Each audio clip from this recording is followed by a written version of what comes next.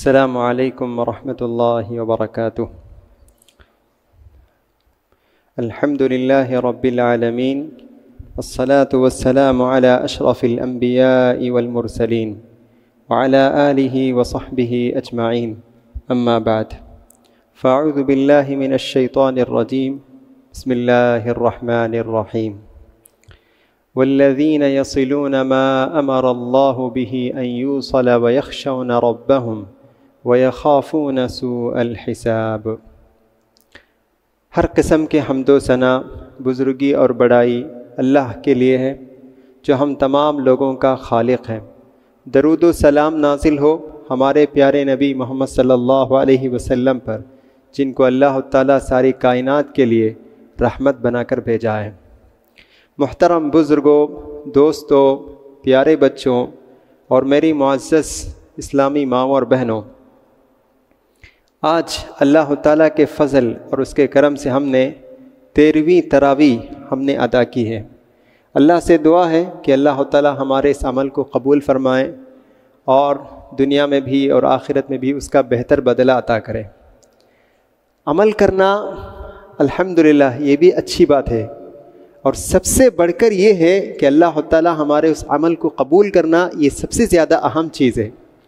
جیسا کہ آج کے تراویح میں ابراہیم علیہ السلام کے تعلق سے ہم نے سنا تھا کہ اللہ تعالیٰ سے ابراہیم علیہ السلام دعا کرتے ہیں، کہتے ہیں کہ اے اللہ ربنا انی اسکنت من ذریتی بواد غیر ذی زرع، کہتے ہیں کہ اے اللہ میں نے اپنے اہل و عیال کو مکے میں جو اس وقت ایک بے آب و گیا، یعنی وہاں کوئی چرند پرند نہ کوئی پودا نہ پانی کچھ بھی نہیں، ایسی جگہ میں اپنے اہل و عیال کو میں ٹھہرایا ہوں، اور میں تجھ سے دعا کرتا ہوں پروردگارا ورزقہم من الثمرات، تو انہیں پھل اناج سب ان کو عطا فرما تاکہ وہ تیرے شکر گزار بندے بن جائیں۔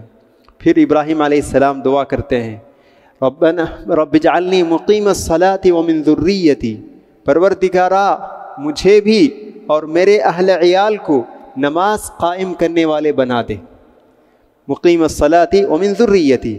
اور پھر کہتے ہیں ربنا وتقبل دعا، کہ اے اللہ میرے دعا کو قبول فرما۔ اور پھر اپنے والدین کے لیے بھی ابراہیم علیہ السلام دعا کرتے ہیں، مومنوں کے لیے دعا کرتے ہیں ربنا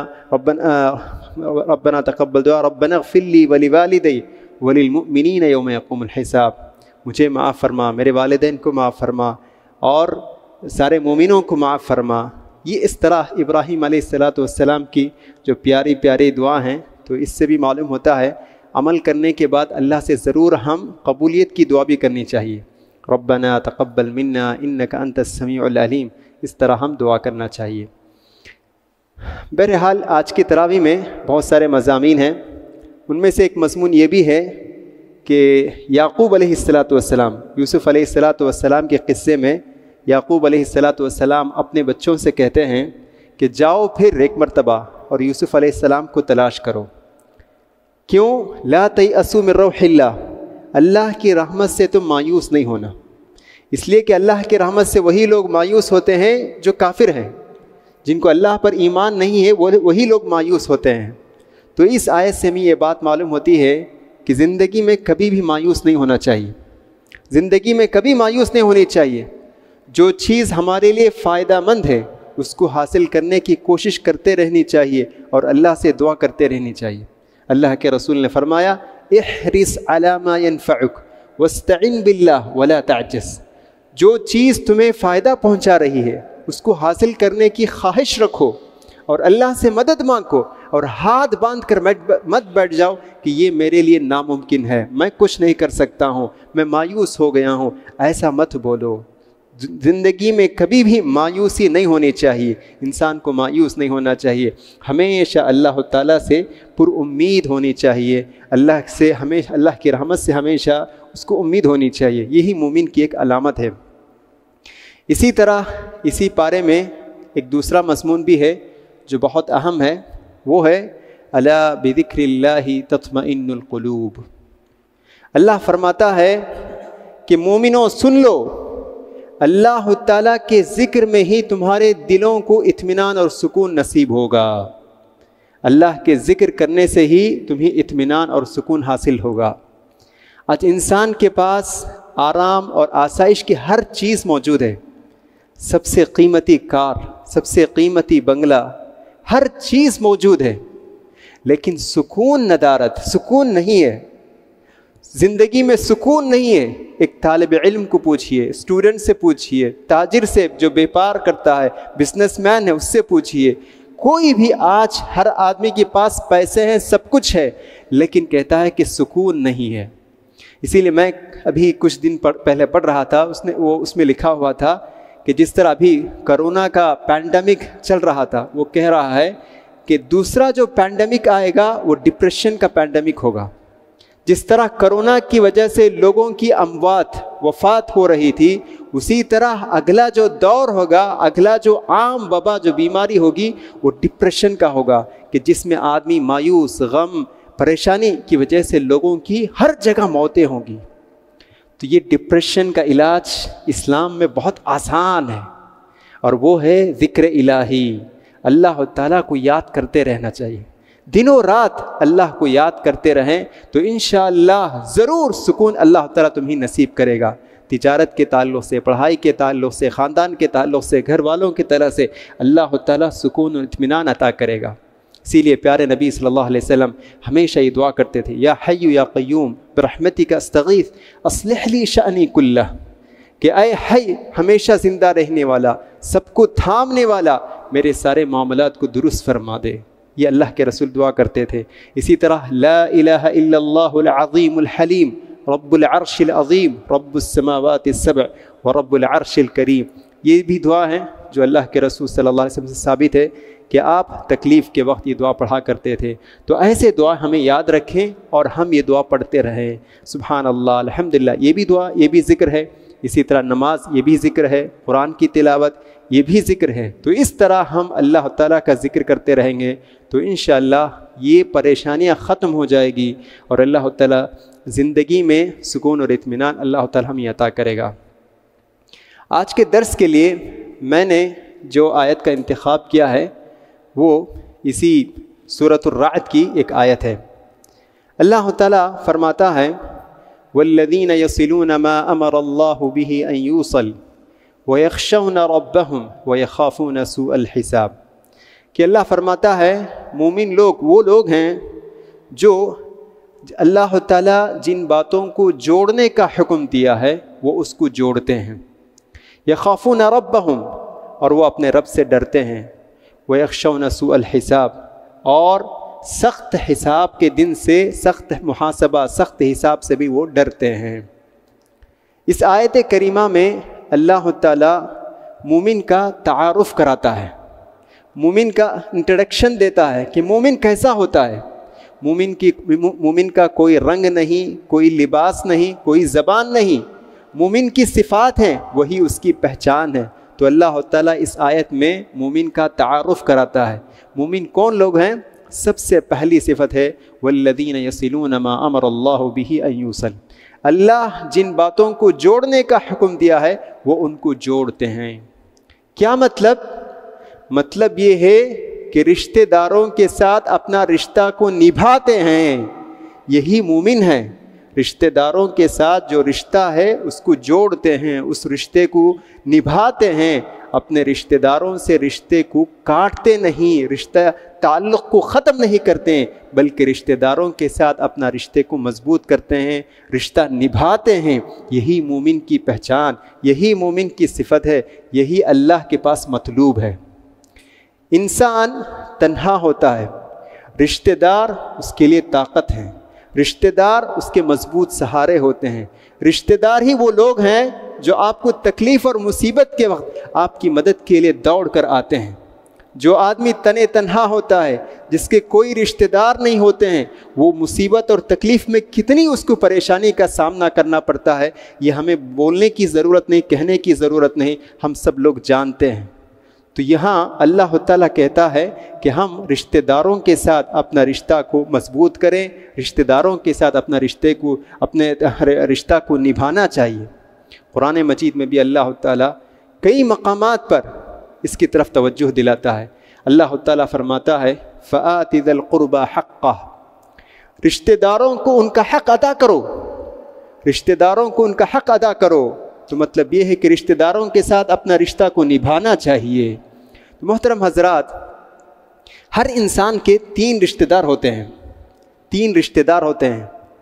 اسی لیے ہم دیکھتے ہیں کہ پیارے نبی صلی اللہ علیہ وسلم ایک حدیث میں کہا، آدمی کو چاہیے تعلموا من الانساب، کہ اللہ کے رسول نے کہا کون کون تمہارے رشتہ دار ہیں، تمہارا نسب، رشتہ نسب کیا ہے تم معلوم کرو، چاچا کون ہے، ماموں کون ہے، خالہ کون ہے، معلوم کرو، تاکہ تم ان کے ساتھ اپنا رشتہ کو نبھا سکیں۔ یہ اللہ کے رسول نے فرمایا۔ تو ہمارے رشتہ دار کون ہیں ہمیں جاننا چاہیے۔ تو آدمی کے 3 طرح کے رشتہ دار ہوتے ہیں۔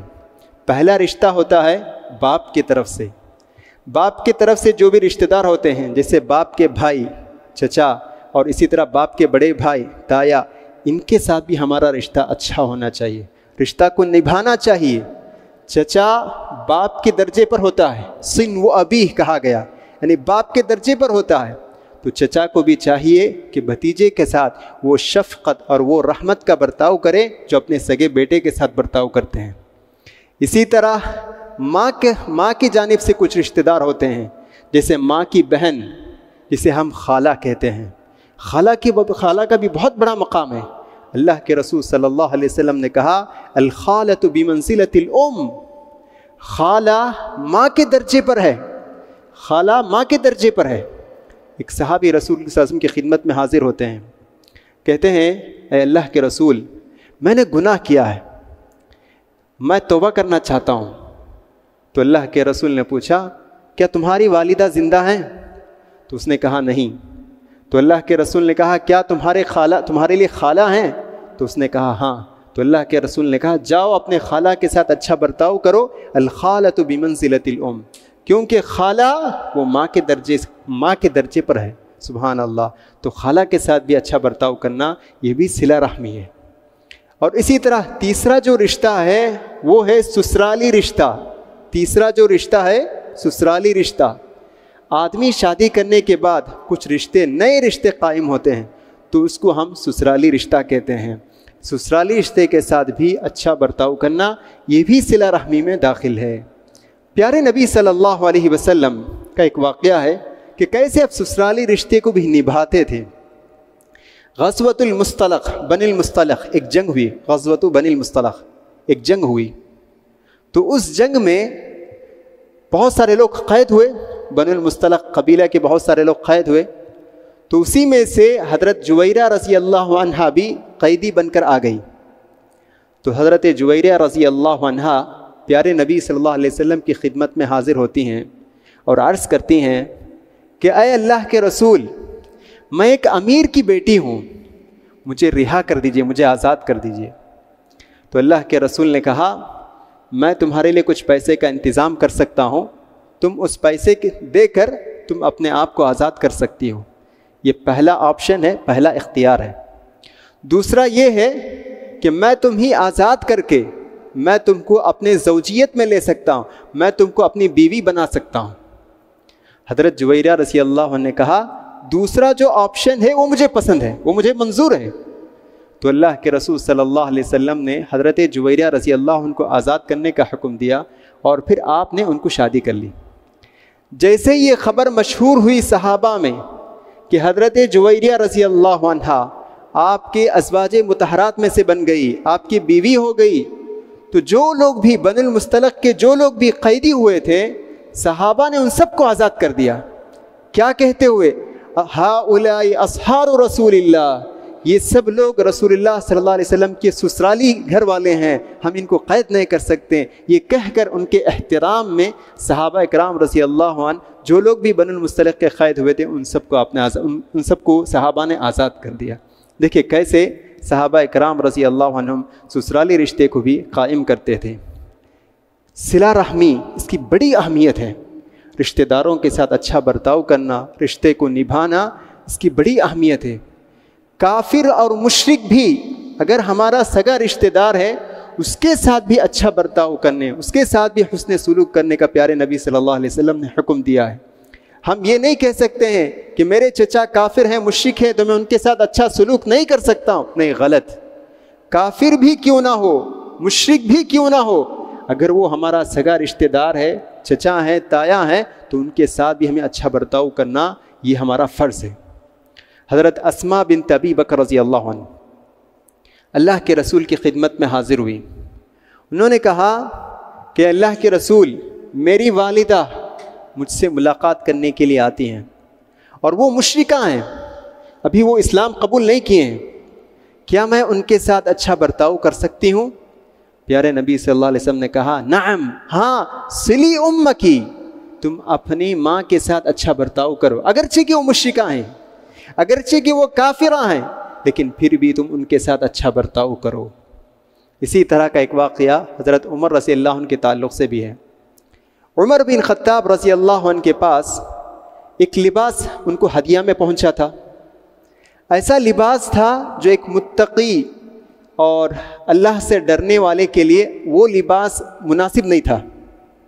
ایک ایسا لباس ان کو تحفہ میں ملا، تو انہوں نے کیا کیا، اس لباس کو اپنے ایک بھائی کو ہدیے میں پیش کیا جو اس وقت مکے میں تھے اور وہ مسلمان نہیں تھے. صحیح بخاری کی روایت دیکھیے، بھائی کافر ہے، مشرک ہے، اور اس کو ہدیہ پیش کر رہے ہیں عمر بن خطاب رضی اللہ عنہ.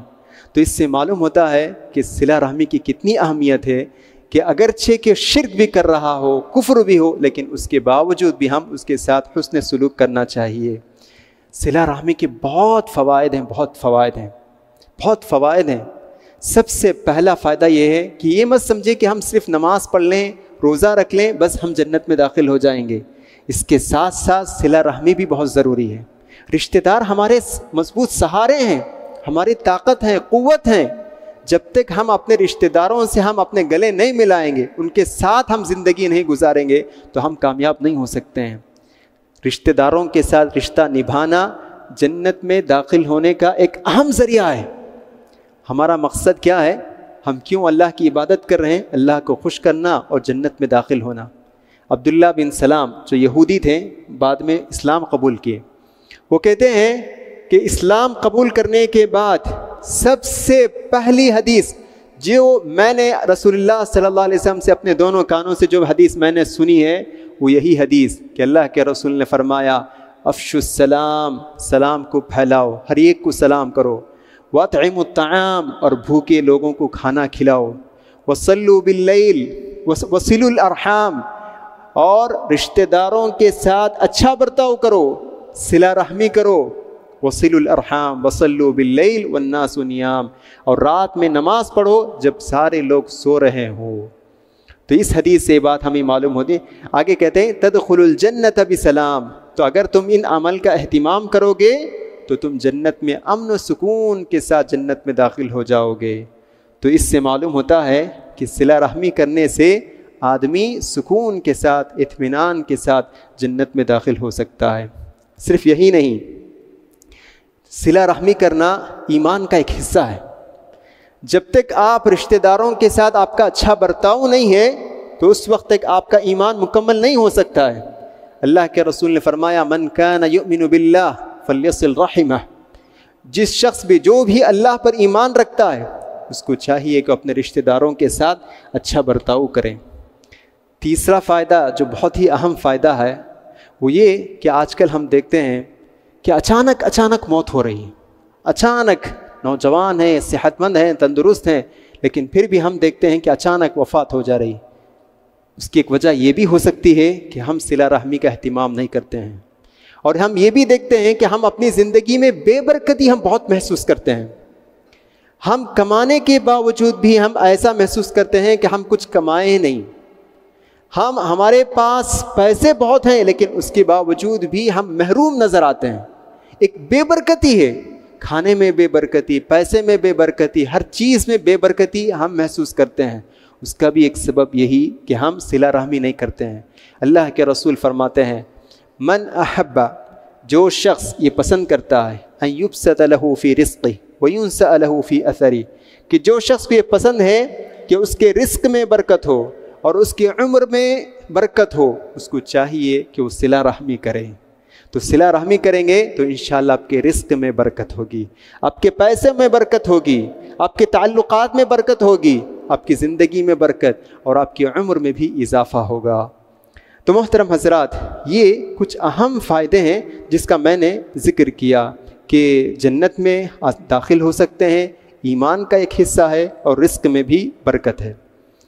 ہم دیکھتے ہیں جیسے ہم صلہ رحمی کہتے ہیں تو ہمارے ذہن میں یہ بات آتی ہے کہ جو شخص ہمارے ساتھ رشتہ نبھاتا ہے ہم بھی اسی کے ساتھ رشتہ نبھاتے ہیں۔ دیکھیے یہ بدلے کے طور پر جو صلہ رحمی ہے یہ حقیقی صلہ رحمی نہیں ہے۔ صلہ رحمی وہ ہے جو آپ کے ساتھ اپنا رشتہ نبھاتا ہے اس کے ساتھ بھی اپنا رشتہ نبھائیں، اور جو آدمی اپنا رشتہ منقطع کر لیتا ہے، جو اپنا رشتہ کاٹ لیتا ہے، ایسے آدمی کے ساتھ بھی آپ اپنا رشتہ کو نبھانا، یہ صلہ رحمی ہے۔ اللہ کے رسول صلی اللہ علیہ وسلم نے کہا لیس الواصل بالمکافی، جو شخص بدلے کے طور پر صلہ رحمی کرتا ہے تو اس کا وہ صلہ رحمی نہیں ہے، بلکہ صلہ رحمی وہ ہے جو شخص کہ جو آدمی اپنا رشتہ توڑ لیتا ہے، کاٹ لیتا ہے، ایسے آدمی کے ساتھ اب جب آپ صلہ رحمی کرتے ہیں تو یہی حقیقی صلہ رحمی ہے۔ عام طور پر ہم کہتے ہیں کہ وہ ہمارا بھائی ہے، ہمارا چچا ہے، وہ بہت تکلیفیں دیتے ہیں، تو اسی لیے ہم اپنا رشتے کو ان سے کاٹ لیتے ہیں۔ ہم ان کے گھر نہیں جاتے ہیں اور وہ ہمارے گھر نہیں آتے ہیں، وہ ہم سے بات کرنا نہیں چاہتے ہیں اور ہم ان سے بھی بات کرنا نہیں چاہتے ہیں۔ دیکھیے یہ بات غلط ہے، یہ نہیں ہونے چاہیے۔ صبر کیجئے، صبر کیجئے۔ ممکن ہے آپ کے چچا ایسی زہر انگلتے ہیں کہ جس سے آپ کو بہت تکلیف ہوتی ہے، بہت تکلیف ہوتی ہے، پھر بھی آپ ان کے چپتے ہوئے باتوں پر صبر کرنا چاہیے۔ صبر کریں اور اپنے تعلق کو باقی رکھیں، کم سے کم سلام تو کرنا چاہیے۔ اگرچہ کہ بہت خطرناک باتیں کرتے ہیں، آپ کی کبھی کبھی توہین بھی کر دیتے ہیں، لیکن ایسے وقت بھی صبر کریں، صبر۔ دیکھیے یوسف علیہ السلام کا واقعہ بھی ہم نے پڑھا، کتنے انہوں نے صبر کیا، کنویں میں ان کو پھینک دیا گیا، قتل کرنے کی سازش کی گئی۔ زندگی میں صبر بہت ضروری ہے۔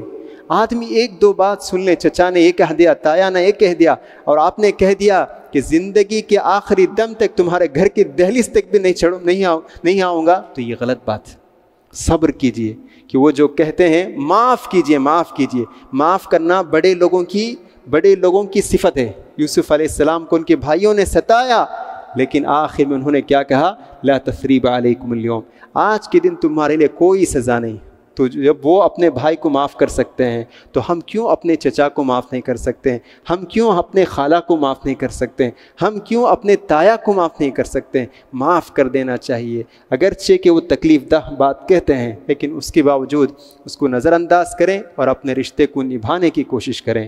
ایک صحابی اللہ کے رسول کی خدمت میں آتے ہیں، کہتے ہیں اللہ کے رسول، میرے کچھ رشتہ دار ہیں، میں ان کے ساتھ اچھا برتاؤ کرتا ہوں لیکن وہ میرے ساتھ برا سلوک کرتے ہیں۔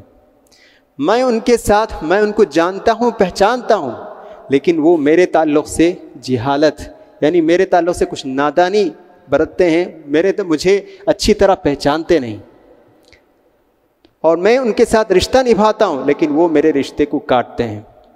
اللہ کے رسول صلی اللہ علیہ وسلم نے کہا جس طرح تم کہہ رہے ہو اگر یہی بات ہے تو قیامت کے دن تم ان کے منہ میں راکھ بھرو گے۔ راکھ جو دیکھتے ہیں نا، جلانے کے بعد جو بچتا ہے اسی کو راکھ کہتے ہیں، کہ اللہ کے رسول نے کہا تم قیامت کے دن ان کے منہ میں راکھ بھرو گے۔ اس کا مطلب یہ ہے کہ تم قیامت کے دن تم ان کو ذلیل کرو گے۔ تو اس سے یہ بات معلوم ہوتی ہے اگرچہ کہ رشتہ دار صحیح نہیں ہیں، ان کے اخلاق اچھے نہیں ہیں، لیکن پھر بھی ہمیں یہ حکم ہوا ہے کہ ہم ایسے رشتہ داروں کے ساتھ ملیں اور اپنے رشتے کو نبھانے کی کوشش کریں۔ محترم حضرات، رشتے کو کیسے نبھائیں، اس کے کیا طریقے ہیں، اس کے کچھ طریقے میں یہاں بتاتا ہوں۔ پہلا طریقہ یہ ہے کہ رشتہ داروں کے پاس جانا چاہیے وقتاً فوقتاً۔ یہ بہت اہم چیز ہے۔ آج ویسٹرن کلچر اتنا عام ہو گیا ہے کہ خود ہمارا بچہ اپنا سگا چچا کو پہچانتا نہیں، تایا کو نہیں پہچانتا، خالہ کو نہیں پہچانتا، اس کو صرف اپنا باپ معلوم اور اپنی ماں معلوم، باقی کوئی رشتہ دار نہیں معلوم۔ ایک طرف ویسٹرن کلچر کا حملہ اور دوسری طرف یہ سوشل میڈیا کا زمانہ، فون میں اس قدر غرق ہیں ان کو کوئی رشتہ دار ہی نہیں معلوم۔ تو یہ غلط. تو ہم کو چاہیے کہ ہم اپنے بچوں کو بھی لے جائیں اور اپنے رشتہ دار کا وقتاً فوقتاً تعارف کرائیں. اگر ہم ان کے گھر نہیں جا سکتے ہیں تو کم سے کم فون سے بھی ہم ایک آدھ مرتبہ ہم فون کر لیں اور ان کی خیریت دریافت کر لیں، تاکہ ہم اس سے بھی ہم رشتہ داری کو رشتہ نبھا سکتے ہیں. دوسرا طریقہ یہ ہے کہ جب وہ بیمار ہو جائیں تو ضرور ہم ان کی عیادت کے لیے جائیں. یہ بھی ایک رشتہ نبھانے کا ایک طریقہ ہے کہ آپ کا سگا بھائی بیمار ہے 3 دن سے، آپ اس کی کوئی خبر نہیں لے رہے ہیں، غلط ہے. یہ صلہ رحمی کے منافی ہے، صلہ رحمی کے خلاف ہے کہ آپ کا سگا بھائی، چچا، تایا بیمار ہیں 3 دن سے 4 دن سے ہسپتال میں ایڈمٹ ہیں اور آپ ان کی خیریت تک بھی دریافت نہیں کر رہے ہیں، تو غلط، صلہ رحمی نہیں کر رہے ہیں. کل قیامت کے دن اللہ کے پاس آپ کو جواب دینا ہوگا. اور ویسے بھی عیادت کرنا ایک مسلمان کے حقوق میں سے ایک حق ہے، ایک حق ہے کہ ہم اس کا حق ادا کریں. اور اسی طرح صلہ رحمی کے طریقوں میں سے ایک طریقہ یہ بھی ہے کہ ہم جو رشتہ دار ہیں، جو غریب ہیں، محتاج ہیں، ایسے لوگوں کو ہم اپنا صدقہ دینے میں اہمیت دیں. دیکھیے، اگر کوئی غیر رشتہ دار غریب ہے، ہم اس کو صدقہ دیتے ہیں تو یہ ایک ثواب. اگر آپ کا کوئی غیر رشتہ دار ہے، غریب ہے، اس کو صدقہ دے رہے ہیں تو اس کا ایک ہی ثواب ہے. لیکن اگر کوئی رشتہ دار ہے، غریب ہے، اب اگر اس کو صدقہ کر رہے ہیں تو 2 ثواب. ایک غربت کا ثواب، ایک آپ غریب آدمی کو صدقہ کر رہے ہیں اس کا ثواب، اور دوسرا ثواب یہ ہے کہ آپ صلہ رحمی کر رہے ہیں، اس کا بھی آپ کو ثواب ملے گا. تو یہ طریقے ہیں، ہم اس کا خیال کر سکتے ہیں. آخر میں، جو شخص صلہ رحمی کا کوئی اہتمام نہیں کرتے ہیں، ایسے لوگوں کے لیے قرآن مجید میں اور احادیث میں سخت وعید سنائی گئی ہے. دیکھیے، ہر نکاح کے وقت ایک آیت امام صاحب پڑھتے ہیں، آپ سب لوگ سنے ہوں گے، واتقوا اللہ الذی تساءلون بہ والارحام، کہ اللہ تعالیٰ فرماتا ہے کہ اے لوگو، اللہ سے ڈرو جس کے واسطے سے تم مانگتے ہو، اور رشتے کو توڑنے سے اللہ سے بچو. اللہ سے ڈرو، رشتے کو توڑنے سے اللہ سے ڈرو، اللہ تعالیٰ قرآن مجید میں فرماتا ہے. اور اسی پارے میں ابھی جو امام صاحب نے جو پارہ انہوں نے تلاوت کی ہے، اسی پارے میں اللہ تعالیٰ کہتا ہے والذین ینقضون، کہ جو لوگ اللہ تعالیٰ کے عہد کو توڑتے ہیں اور رشتے کو توڑتے ہیں، اللہ فرماتا ہے اولئک لہم اللعنہ، ایسے ہی لوگوں پر اللہ کی لعنت ہے، ایسے ہی لوگوں پر اللہ کی لعنت ہے، دوری ہے. وہ لوگ اللہ تعالیٰ کی رحمت سے وہ لوگ دور ہو گئے. سبحان اللہ. یہی نہیں، اللہ کے رسول صلی اللہ علیہ وسلم کہتے ہیں لا يدخل الجنت قاطع رحم، کہ جو شخص رشتہ کو توڑتا ہے، رشتہ کو نبھاتا نہیں ہے، ایسا شخص جنت میں داخل نہیں ہوگا. یہی نہیں، جو بھی انسان عمل کرتا ہے، جو بھی انسان گناہ کرتا ہے، اس کی سزا تو ضرور ہے، اللہ یہ کہ اللہ سے توبہ کر لیں تو اللہ تعالیٰ معاف کر دیں. لیکن آدمی جو بھی گناہ کرتا ہے، قیامت کے دن اس کی سزا ہے. لیکن 2 گناہ ایسے ہیں جس کی سزا دنیا ہی میں مل سکتی ہے. حدیث میں ہے جس کی سزا دنیا ہی میں مل سکتی ہے. پہلا گناہ وہ ہے ظلم ہے. آدمی جب کسی آدمی پر ناحق ظلم کرتا ہے تو اللہ تعالیٰ اس کی سزا دنیا ہی میں اس کو دے سکتا ہے.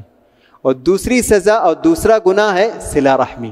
اگر آدمی رشتہ داروں کے ساتھ اپنا رشتہ نہیں نبھاتا ہے اور قطع تعلق کرتا ہے، رشتہ توڑ لیتا ہے، تو اس کی سزا دنیا ہی میں مل سکتی ہے. سبحان اللہ. دیکھیے، پیارے نبی صلی اللہ علیہ وسلم کیسے رشتہ نبھاتے تھے. ایک ہی واقعہ کہہ کر اپنی بات کو ختم کرتا ہوں. ابو سفیان آپ کو رشتہ آپ کے رشتہ دار میں سے ہے اور آپ کے دشمن میں سے بھی تھے. وہ پہلے، بعد میں مسلمان ہو گئے الحمدللہ. ابو سفیان مکے میں ایک مرتبہ سخت قحط سالی تھی، سخت قحط سالی. ایسے وقت میں ابو سفیان پیارے نبی صلی اللہ علیہ وسلم کے پاس آتے ہیں اور آ کر کہتے ہیں اسألک باللہ والرحم، اے محمد، اللہ کا واسطہ دے کر میں تم سے پوچھتا ہوں اور رشتے کا واسطہ دے کر میں تم سے درخواست کرتا ہوں کہ تم اللہ سے دعا کرو ہمارے اوپر جو ایک قحط سالی ہے وہ قحط سالی دور ہو جائیں. تو پھر پیارے نبی صلی اللہ علیہ وسلم دعا کرتے ہیں اور ان کی قحط سالی دور ہو جاتی ہے. دیکھیے، ابو سفیان دشمن تھے، دشمن درخواست کر رہے ہیں، لیکن پھر بھی صلہ رحمی کا حوالہ دینے کی وجہ سے پیارے نبی صلی اللہ علیہ وسلم ان کی درخواست قبول کرتے ہیں اور ان کے حق میں اور مکے والوں کے حق میں دعا کرتے ہیں۔ تو بہرحال آج ہمارے معاشرے پر نظر ڈالنے سے ہمیں یہ بات معلوم ہوتی ہے کہ رشتہ داروں کے ساتھ اپنا رشتہ نبھانا یہ بہت اہم چیز ہے۔ رشتے آج ٹوٹ رہے ہیں، سگی بہن سے بات نہیں کر رہی ہے، بھائی سے بات نہیں کر رہا ہے، چچا بھتیجے سے ان کا رشتہ ٹوٹا ہوا ہے، ماموں بھانجے کا رشتہ ٹوٹ گیا ہے، ایسے کئی رشتے ٹوٹ رہے ہیں اور ویسے بھی کوئی تعلقات نہیں ہیں۔ تو یہ خطرناک چیز ہے، کبیرہ گناہوں میں سے ہے۔ جیسا کہ میں نے ابھی کہا قرآن مجید میں ایسے لوگوں پر لعنت ہے اور اللہ نے کہا کہ یہ فساد ہے اور ایسا آدمی جنت میں داخل نہیں ہوگا۔ تو اسی لیے ہمیں ضرورت اس بات کی ہے کہ ہم اپنے رشتہ داروں کو پہچانیں اور ان کے ساتھ اپنے تعلق کو استوار کرنے درست کرنے کی ہم پوری کوشش کرنی چاہیے۔ اللہ تعالیٰ سے دعا ہے کہ اللہ تعالیٰ کہنے والوں کو بھی سننے والوں کو بھی رشتہ داروں کے ساتھ اپنا رشتہ نبھانے کی توفیق عطا فرمائیں، اور ہمارے جو بھی نیک اعمال ہیں اللہ تعالیٰ اس کو شرف قبولیت بخشیں، ہمارے گناہوں کو معاف کریں، ہم میں جو بیمار ہیں اللہ تعالیٰ انہیں صحت کاملہ و شفاء کامل عطا فرمائیں، اور ہمارے جو مرحومین جو ہم سے رخصت ہو چکے ہیں اللہ تعالیٰ ان سب کی مغفرت فرمائیں، ان کے قبر کو کشادہ کریں، ان کے قبروں کو نوروں سے بھر دیں۔ آمین۔ اقول قولی ھذا استغفر اللہ لی ولکم ولسائر المسلمین واستغفروہ فإنہ الغفور الرحیم۔